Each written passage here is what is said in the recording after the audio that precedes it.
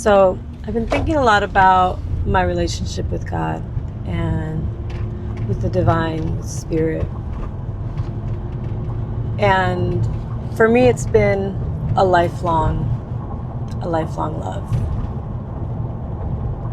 And I feel like it's been the privilege of my lifetime to be able to exist with that as a truth in my life, as a foundational core truth of my life. And I've been thinking about just the relationship versus religion. And it reminds me of, like, do you want to be right or do you want to be happy when it comes to like relationship dynamics and probably like conflict resolution type stuff. It reminds me of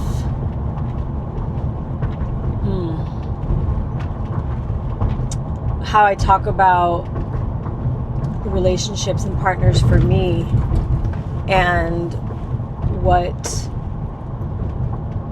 feels like enough, and how I'm not impressed by your resume, your status, your money, what you do, what you've accumulated for yourself in this life. I'm just not impressed by that, because I see into people as they actually are. I'm learning to balance that with discernment of what is in reality and how people actually show up in the relationship itself. So it's a process. But even in a relationship dynamic, and it could really be any dynamic, it doesn't have to be a romantic partnership. The type of relationship that I require to allow somebody into my life is like the difference between religion and relationship with God. I don't want to be worshipped. Just to be clear, but I do expect somebody to be present, to be excited about me, to delight in me. You know what I mean? Without me having to remind them. I don't think that's too much to ask. And I think the reason why I have such standards for somebody's heart being present in a relationship is because that's the way that I've been loved by the most just prevalent and consistent relationship in my life. That has been with spirit. And what I was thinking about earlier, which I was kind of thought that was funny, was how when people are, especially if they're born into a certain religion, like through your family, through proximity, through the region of the world that you live in, or whatever it is, through tradition, religion can feel like an arranged marriage. And think about what an arranged marriage is and what it might feel like. And I think it would include being forced to cultivate a connection, dare I say love, with a stranger who you're trying to grow it from the outside inward, essentially. And it's doable. I feel like people with arranged marriages, I've heard stories that do end up growing love and respect and all these things for each other.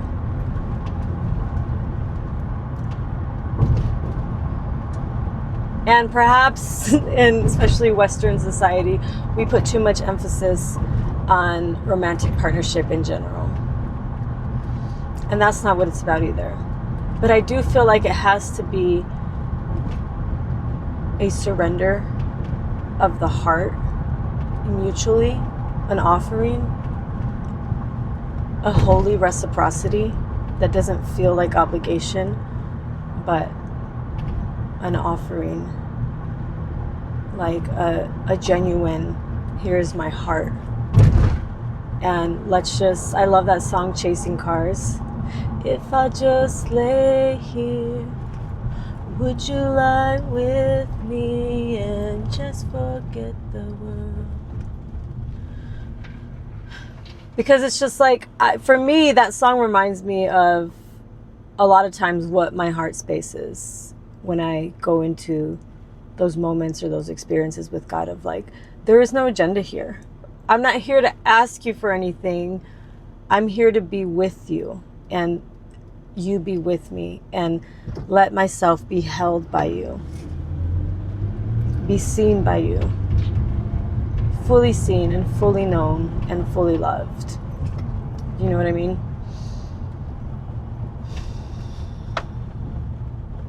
I don't know.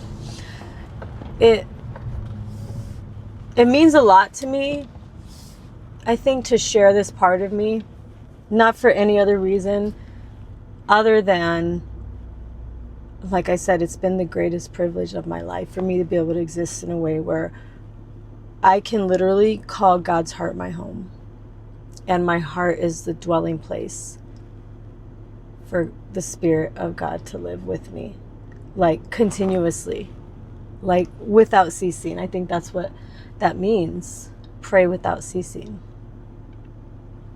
That's what it's meant to me.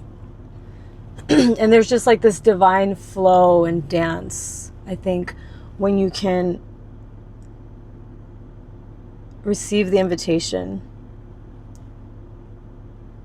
to settle into that as like, this is just the way life is, the way life can be. And it's not something that can be done perfectly. Sometimes I feel like there's a song called Hope Now by Addison Road. And she goes, how quickly I forget. How quickly I forget. I be forgetting. But like the invitation is always there. And it always feels like a lot of times my prayers have sounded like, or my journaling to God has been like, thank you for that you wait for me to turn my attention to you. That's what it feels like. I don't know how it works. I don't know how omnipotence works because I don't have the capacity to even mentally comprehend that, much less to experience it for myself. And I wouldn't want to, but I do trust and believe that, well, I feel like God's favorite. And I love that for me. But I also feel like on that movie, The Shack, where the woman who portrayed God as God the Father, I love her. She was like, she'd be talking about somebody and she'd be like, I'm especially fond of them. And then she'd be talking about somebody else and she'd be like, I'm especially fond of them. About every single person. And that's exactly what it feels like. Like, yes, I feel like God's favorite, but also I feel like every person is genuinely God's favorite. And that's how I see people when I see people. Like, I don't click with everybody necessarily. Like, it's not like that. But if I'm looking into somebody's heart, I can see that. I can feel that. I actually prayed for that. I prayed to God specifically. I said, God, give me your eyes to see people the way that you see them. This was probably like 15 or 20 years ago. And God did. And it's been it's been a journey that I've had to learn how to navigate, like I said, to balance that with discernment of what the reality is of how people have shown up with me specifically in relationship. But I share about this because not only do I feel like it's the greatest privilege of my life, it's where my truest contentment and fulfillment is. Maybe my only true fulfillment. And from there, from being rejuvenated and filled up in that space, I'm able to exist in a way where I have something to pour out for other people, you know? It's the richest detail of my life.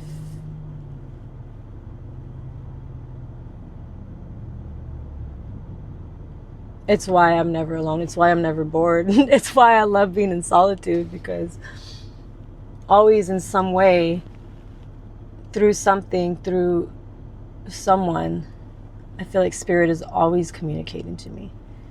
And when I say universe, I mean the creation, all of creation. It could be anything. It could be a song, it could be nature, it could be a person, it could be numbers, it could be a sign, it could be words.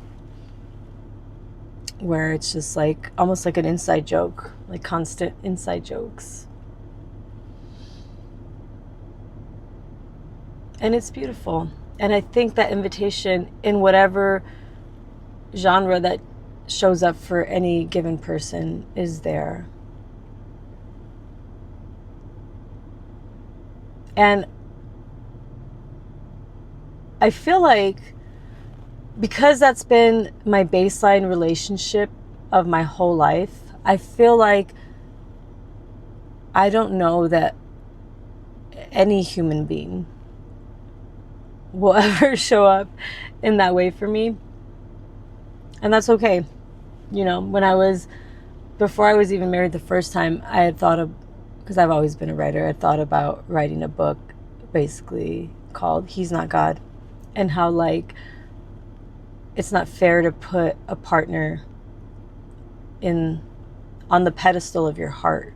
It's not fair to them to have that pressure, that undue pressure put on them. And it's not fair to you because it's not really possible for a human being to show up in that way when I've been loved like this, you know, when I've been known this deeply, pursued this relentlessly.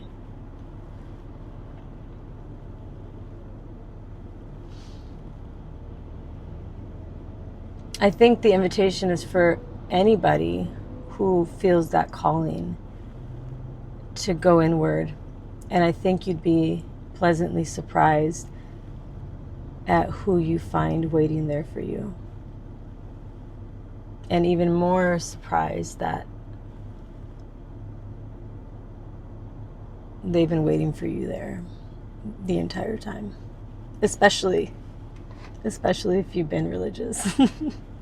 I think that's funny. It's like, oh, hey, nice to meet you. I've heard a lot about you. Nice to meet you. Anyways. Mm-hmm.